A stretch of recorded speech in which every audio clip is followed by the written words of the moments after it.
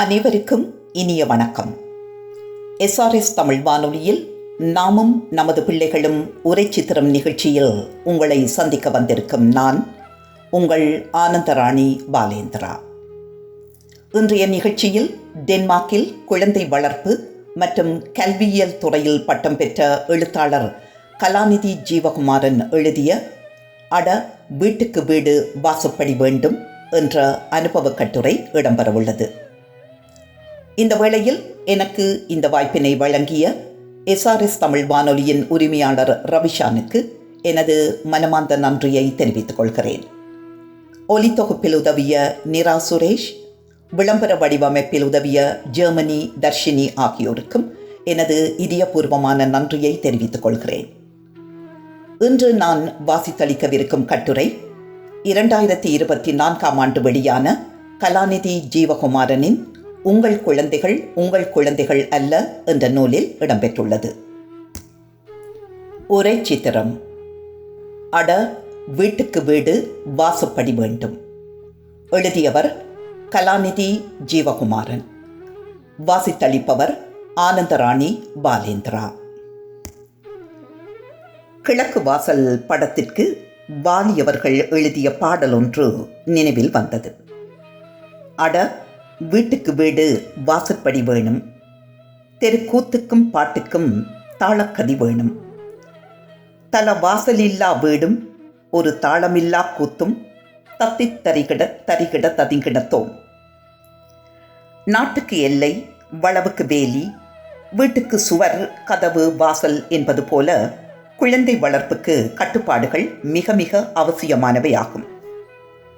பாத்தி கட்டப்பட்ட பயிர், வேலி போடப்பட்ட தோட்டம், எல்லைகள் போடப்பட்ட அன்பு, கட்டுப்பாடான குழந்தை வளர்ப்பு என்பன ஆரோக்கியமானவையும் அவசியமானவையும் ஆகும். எல்லை போடுவதென்பது ஒரு கலை. கட்டுப்பாடுகள், எல்லைகள், விதிமுறைகள் என்பன குழந்தை வளர்ப்பில் மிக முக்கியமான அம்சங்களாகும். அன்பு என்பதை குழந்தை வளர்ப்பில் இதயம் என கொண்டால், கட்டுப்பாடு என்பது முதுகெலும்பு போன்றது என கொள்ளலாம். வீட்டில் உடுப்புகள் அல்லது பொருட்கள் ஒழுங்கின்றி இருந்தால் அவற்றை பாவிப்பது சிரமமாக இருக்கும். அவற்றை ஒழுங்காக அடுக்கி வைத்தால் தெளிவாக, அழகாக பாவிப்பதற்கு இலகுவாக இருக்கும். அவ்வாறே கட்டுப்பாடுகள் உள்ள குழந்தை வளர்ப்பும் பெரியவர்களுக்கும் சரி, குழந்தைகளுக்கும் சரி, ஒருவரை ஒருவர் புரிந்து கொள்ள இலகுவாக இருக்கும்.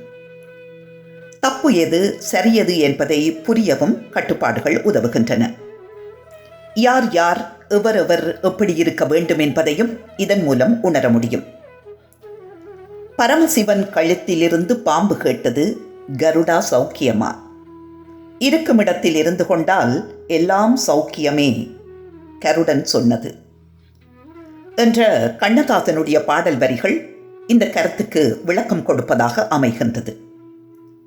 ஒவ்வொரு வீட்டிலும், ஒவ்வொரு பாடசாலையிலும், ஒவ்வொரு நாட்டிலும் சில சட்டத்திட்டங்கள் நடைமுறையில் இருக்கும்.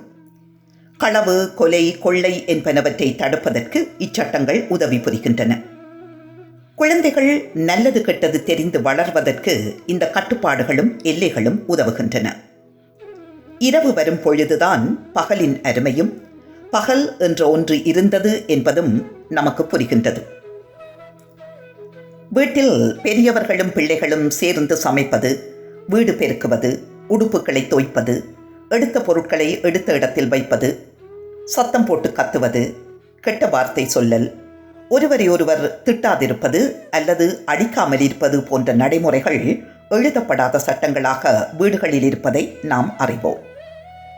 ஒரு வீடு வீடாக இருப்பதற்கும், உறவுகள் அன்பாக இருப்பதற்கும், பிள்ளைகள் நன்றாக வளர்வதற்கு இப்படியான சட்டத்திட்டங்கள் உதவுகின்றன.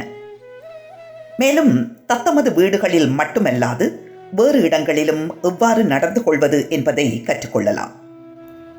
நாம் வேறு ஒருவரது வீட்டுக்கு போனால் அந்த வீட்டு வாசலில் நிற்போம். பின்பு வரவேற்பு அறைக்கு அழைத்துச் செல்லப்படுவோம். மாறாக அந்த வீட்டின் படுக்கை அறைக்கோ சமையல் அறைக்கோ நாம உடனடியாக உள்ளிட மாட்டோம்.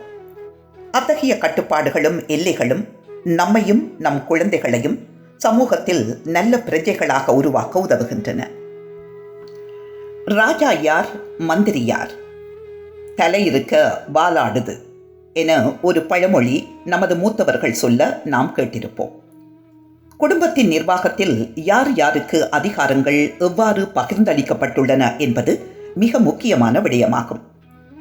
அத்தகைய அதிகார பரவலாக்கத்தின் மூலம் குடும்ப உறுப்பினர்களிடையே மரியாதையும் அன்பும் பரிமாறப்பட்டு நல்ல நிர்வாக கட்டமைப்பு உருவாகும். அப்பாவின் கடமைகளும் உரிமைகளும் அதிகாரமும் இப்படித்தான் இருக்கும் என்ற தெளிவான புரிதல் பிள்ளைகளுக்கு இருப்பது அவசியமாகும். அவ்வாறே அம்மாவின் அதிகாரமும் அதற்கான மரியாதையும் எவ்வாறு இருக்க வேண்டும் என பிள்ளைகள் புரிந்திருப்பது மிக மிக அவசியமாகும். சில குடும்பங்களில் அப்பாவின் தலைமை இருக்கும், சில குடும்பங்களில் அம்மாவின் தலைமை இருக்கும். ஆனால் வீட்டின் சிம்மாசனம் என்னிடம் உள்ளது, அதனால் நானே ராஜா நானே ராணி என்ற நிலையில் அப்பாவை அம்மா மட்டம் தட்டி மரியாதை இல்லாது நடத்துவதோ, அம்மாவை அப்பா மரியாதை இல்லாது நடத்துவதோ தப்பாகும். இப்படி நடப்பதனால் குழந்தைகள் வீட்டில் எவர் அதிகாரத்தில் உள்ளார்களோ அவர்கள் பக்கம் சார்ந்திருந்து மற்றவரை மரியாதை இல்லாமல் நடத்துவார்கள். அப்பாவா, அவர் அப்படித்தான். அம்மாவா, அவாக்கு என்ன தெரியும் என்பன போன்ற வசனங்களை குழந்தைகள் பேசுவதை கேட்டிருப்போம். இத்தகைய சிந்தனைகள் ஆரோக்கியமான குடும்பத்தை கட்டியெழுப்பாது. மாறாக குடும்ப நிர்வாகத்தில் குழப்பம் நிறைந்துவிடும். அதனால் பிள்ளைகளுக்கு தெளிவின்மை உண்டாகும். மரியாதை அன்பு எல்லாம் தொலைந்து போகும். அண்ணன் தம்பி, அக்கா தங்கை, தாத்தா பாட்டி, மாமா மாமி, பெரியப்பா பெரியம்மா, சித்தப்பா சித்தி போன்ற உறவுகளுக்கு எவ்வாறு மரியாதை கொடுத்து நடத்துவது என்பதை பிள்ளைகள் நம்மிடம்தான் கற்றுக்கொள்கின்றனர். அம்மா குடும்பத்துடன் ஒரு விதமாகவும் அப்பா குடும்பத்துடன் ஒரு விதமாகவும் வேறுபாட்டுடன் பழகும் ஒருவித அரசியலை பிள்ளைகள் பெற்றவர்களிடமிருந்துதான் கற்றுக்கொள்கின்றனர். அம்மா என்ன சொன்னாலும் கேட்டு அதுவே வேத வாக்காக வாழும் குழந்தைகள் தப்பான கருத்துக்களை தாயார் கூறினாலும் அது சரியானது என்றே நம்புவார்கள். காரணம், குழந்தைகளை தாலாட்டி தூங்க வைப்பது தாயின் கடமையாக காலம் காலமாக இருக்கின்றது. குழந்தையின் மூளையானது தூக்க நிலைக்கு போகும்போது அதன் ஆழ் மனதை திறந்து விடுகின்றது. அந்த நேரத்தில் தாய் சொல்வது அவர்களுக்கு வேத வாக்காகும். அப்படி வளர்ந்த குடும்பத்தில் தந்தையை பற்றி தாயார் கூறும் புகார்கள் பிள்ளைகளை தந்தையின் எதிரிகளாக ஆக்கிவிடுவதுண்டு. அப்படிப்பட்ட பிள்ளைகள் தந்தை தம்மை விட்டு பிரிந்த பின்பும் அவரை புரியாதவர்களாகவே இருப்பார்கள். விவாகரத்தான குடும்பங்களில் பிள்ளைகள் அவ்வாறு பந்தாடப்படுவதுண்டு. அப்பாவை பற்றிய அம்மாவின் குற்றப்பத்திரிகைகள், அம்மாவை பற்றிய அப்பாவின் குற்றப்பத்திரிகைகள் என்பன பிள்ளைகளின் மனதில் பசுமரத்தாணி போன்று பதிந்து விடுகின்றன. வீடு வீடாக இருக்க வேண்டுமானால் மரியாதை, கட்டுப்பாடு, அன்பு, புரிதல் என்பன தெளிவாக அமைந்திருத்தல் அவசியமாகும்.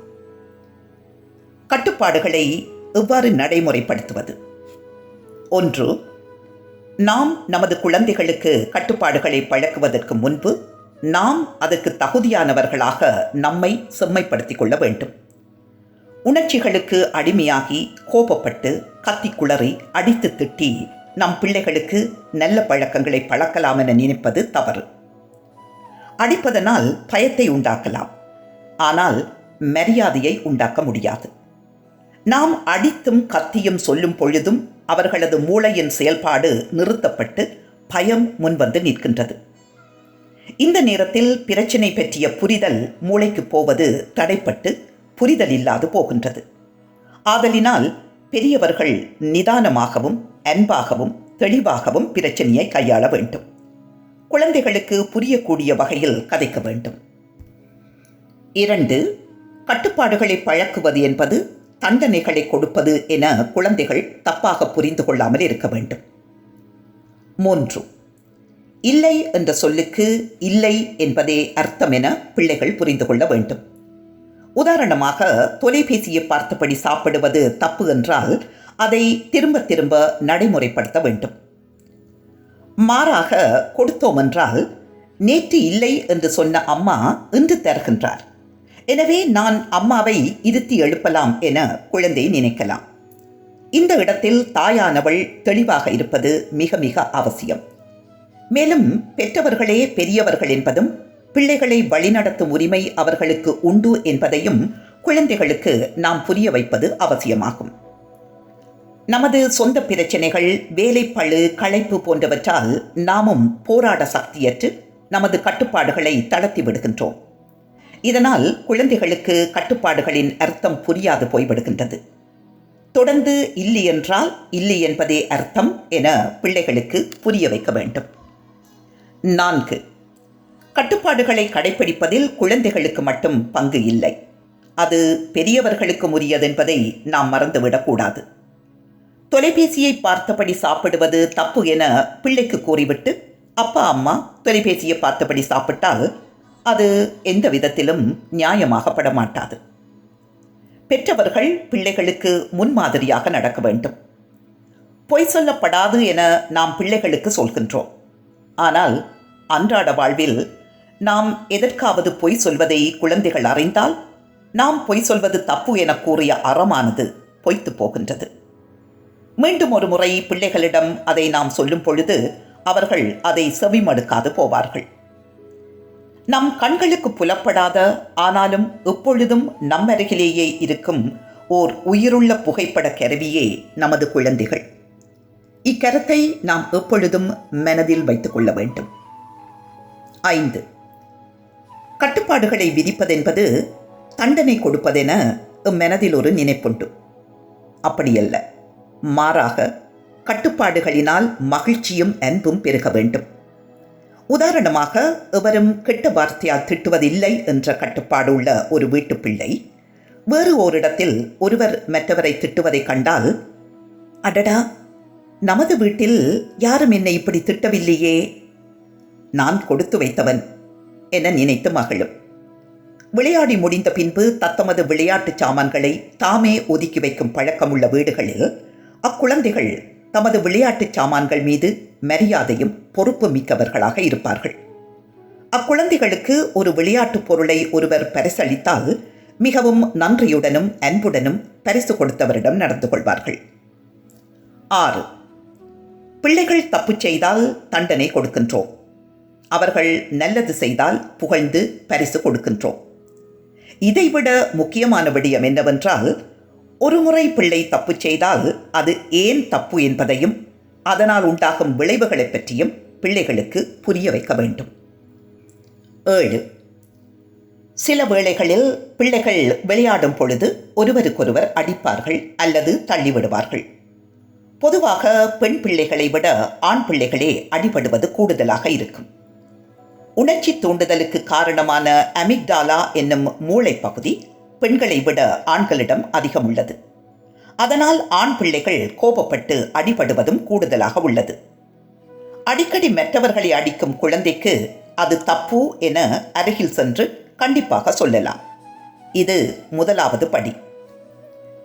பிள்ளை நமது சொல்லுக்கு செவிமடுக்காது மீண்டும் மீண்டும் அடிபடலாம். இப்பொழுது அக்குழந்தைக்கு ஒரு தண்டனை கொடுக்கலாம். அதாவது, இத்தவறை நிறுத்தும் வரை நீ இந்த இடத்தை விட்டு எங்கும் நகர முடியாது என கூறி பிள்ளையை ஒரு குறிப்பிட்ட இடத்தில் அமர வைக்கலாம். எவ்வளவு நேரமானாலும் தான் செய்தது தப்பு என பிள்ளை உணரும் வரை அந்த இடத்தை விட்டு பிள்ளையை நகரவிடப்படாது. இந்த நேரத்துள் பிள்ளை தனது தவறை உணர்ந்து பெரியவர்களிடம் வந்து மன்னிப்பு கேட்கலாம். பெரியவர்கள் உன்னிடம் அடிவேண்டிய குழந்தையிடமும் நீ மன்னிப்பு கேட்க வேண்டும் என கூற வேண்டும்.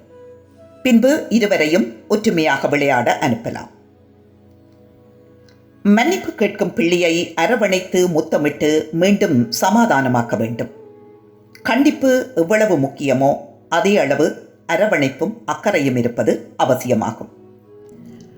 கீழைத்தைய கலாசாரத்தில் அடிவேண்டி வளர்ந்த பிள்ளைகள் நல்லவர்களாக வளர்வதற்கு அடியின் பின் அவர்களுக்கு கிடைக்கும் அரவணைப்பே காரணமாகலாம். இல்லையெனில் தண்டனையினால் தனித்து விடப்படும் குழந்தைகள் முன்னேற்றமடைய வாய்ப்பில்லை. கட்டுப்பாடு விதிப்பதில் பெரியவர்கள் சிறியவர்களுக்கிடையிலான கருத்து பரிமாற்றம் மரியாதை கொடுப்பதாகவும் பெறுவதாகவும் அமைய வேண்டியது அவசியமாகும்.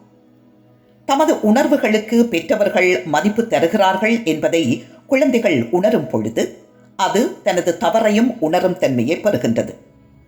கூடவே தண்டித்தாலும் கண்டித்தாலும் தன்னை நல்வழிப்படுத்த தனது பெற்றவர்கள் உள்ளார்கள் என்ற பாதுகாப்பு உணர்வு அவர்களிடம் உருவாகின்றது. இப்படிப்பட்ட சூழலில் வளரும் பொழுது குழந்தைக்கு தன்னம்பிக்கை வளர்கின்றது. தன்னம்பிக்கையுடைய பிள்ளை பிறரிடமும் நம்பிக்கையுடனும் அன்புடனும் பழகி நல்ல சமுதாயத்தை உருவாக்குகின்றது. 8. சில வேளைகளில் நாம் நமது குழந்தைகள் தப்பு செய்யாது இருந்தாலும் அதை புரியாது அவர்களை தண்டித்து விடுவதுண்டு. அண்ணன் தம்பி அக்கா தங்கை சண்டைகளில் பெரும்பாலும் மூத்த பிள்ளையான அண்ணனை அல்லது அக்காவை நாம் பொறுப்பாக இருக்க வேண்டியது நீ அல்லவா என கூறி திட்டுவோம். ஆனால் அது தவறு என எமக்கு தெரிந்தவுடன் பிள்ளைகளிடம் நாமே மன்னிப்பு கேட்க வேண்டும். மனிதர்கள் என்றால் பிழை விடுவது இயல்பு என்றும் அதற்காக வருந்தி மன்னிப்பு கேட்பதே முறை என்றும் நாம் நமது குழந்தைகளுக்கு முன்மாதிரியாக இருந்து காட்ட வேண்டும். 9. பிள்ளைகளின் குழப்படிகள் பற்றிய புரிதல் பெற்றவர்களுக்கு இருப்பது அவசியம். சில வேளைகளில் 2 வயது குழந்தை தான் தண்ணீர் குடிக்கும் கப்பில் உள்ள தண்ணீரை ஆட்டி ஆட்டி ஊற்றி விளையாடும். இங்கே குழந்தை இதை குழப்படி என நினைத்து செய்வதில்லை. கப்பில் உள்ள நீரானது ஆட்டுவதனால் என்ன ஆகின்றது என பரிசோதனை செய்கின்றது. இப்படிப்பட்ட குறும்பு வேலைகள் மூலம் தனது மூளை நரம்புகளுக்கு வேலை கொடுக்கின்றது. இவற்றை பெற்றவர்கள் புரிந்து கொண்டு நடக்க வேண்டும். சில குழந்தைகள் சுவரில் கிறுக்குவார்கள். அவர்களிடம் கிறுக்குவதற்கு சுவர் வேண்டாம், வா உனக்கு இதற்கு வேறு பேப்பர் தருகிறேன் என கூறலாம். 10. கட்டுப்பாடுகள் என்பன கவலையை கொடுப்பனவாக அல்லாது மகிழ்ச்சியை கொடுப்பனவாகவே நமது பாரம்பரியத்தில் வந்துள்ளன. புலனடக்கம், விரதம் இருப்பதென்பன எல்லாமும் இவ்வாறானவையே. டென்மார்க் மக்கள் வெள்ளிக்கிழமைகளில் மட்டுமே பெரும்பாலான வீடுகளில் பிள்ளைகளுக்கு இனிப்பு கொடுப்பார்கள். இதுவும் வெள்ளிகளில் மாமிசம் உண்ணாது இருப்பதை போன்ற ஒரு நிகழ்வே. பெரிய வெள்ளி காலங்களில் கிறிஸ்தவர்கள் விரதம் இருப்பார்கள். ரம்லான் காலங்களில் முஸ்லிம் மக்கள் விரதம் இருப்பார்கள். கந்த சஷ்டி, நவராத்திரி, ஏகாதசி தினங்களில் இந்துக்கள் விரதம் இருப்பார்கள். இவை அனைத்தும் புலனடக்கத்தையும் அதனால் வரும் மகிழ்வையும் நமக்கு தருகின்றன. திருமணம் என்பதும் ஒருவனுக்கு ஒருத்தி என்பதும் ஒரு கட்டுப்பாட்டை குறைத்த சடங்காக உள்ளது. இதை நாம் மகிழ்வாக ஏற்றுக்கொண்டாடுகின்றோம். அவ்வாறே எல்லைகளும் கட்டுப்பாடுகளும் மனித வாழ்விலும் குழந்தை வளர்ப்பிலும் பிரிக்க முடியாத அங்கங்களாக உள்ளன. இதுவரை நீங்கள் கேட்டது உரை சித்திரம். அட வீட்டுக்கு வீடு வாசப்படி வேண்டும். எழுதியவர் கலாநிதி ஜீவகுமாரன். வாசித்தளித்தவர் ஆனந்தராணி பாலேந்திரா.